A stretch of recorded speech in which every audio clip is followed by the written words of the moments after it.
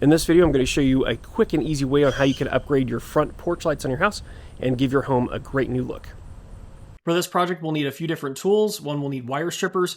We'll also need a level. We'll need a screwdriver, and a non-contact voltage detector is always nice to have.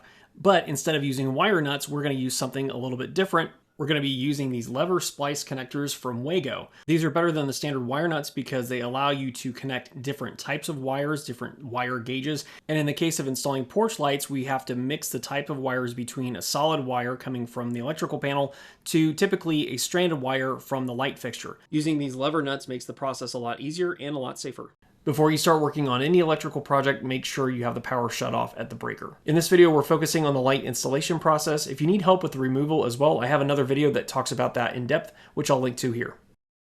Even though the power has been turned off at the breaker, it's always a good idea to sanity check it with a non-contact voltage detector just to be sure.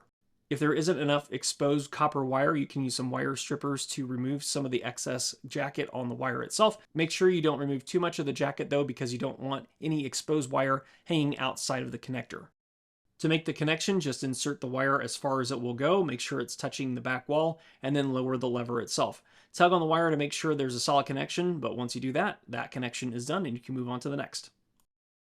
Use a separate connector for the hot wires, the neutral wires, and the ground wires. Also with the ground wires, you may need to use an actual grounding nut, depending on what the code is in your area. But in any case, with the ground, you want to make sure to twist the ground wires together. That way, if the Wago connector fails in any way, you'll still have a solid ground for that connection.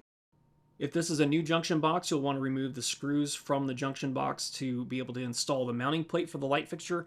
If you're replacing an old light fixture, make sure to remove the old mounting plate and save those screws so you can install the new mounting plate with the new fixture. With a new mount plate, you'll want to feed the wires through the center so that way they don't bind up. And then you'll attach the mount plate to the box using the screws. Make sure the bracket is level by putting a level on top of the mounting post before tightening down the bracket. If you're installing this light by yourself, a quick tip is to wrap the round wire around the grounding screw on the mounting bracket. That'll help hold the light fixture in place so you can make your other wire connections. The process is pretty simple at this point. Just be sure to match up the colors, connect the white to white, black to black, and the ground wire to the other ground wire, being sure to twist the ground wires together so that way it has a solid ground connection no matter what. You may need to adjust the posts coming out of the mounting bracket. If they're too long, you're not going to be able to get the light tight up against the house because there's going to be too much exposed thread. Likewise, if there's too little exposed thread, you're not going to be able to get the nut on the end of that post. So you might need to do a little bit of trial and error here to get it just right. Be sure to push the connectors and as much of the wire as possible inside the junction box before you put the light up against the house and tighten it down with the nuts. Make sure you don't have any wires that are outside of the light fixture between the light fixture and the house like I did here. I ended up having to take this light back off and fix it later.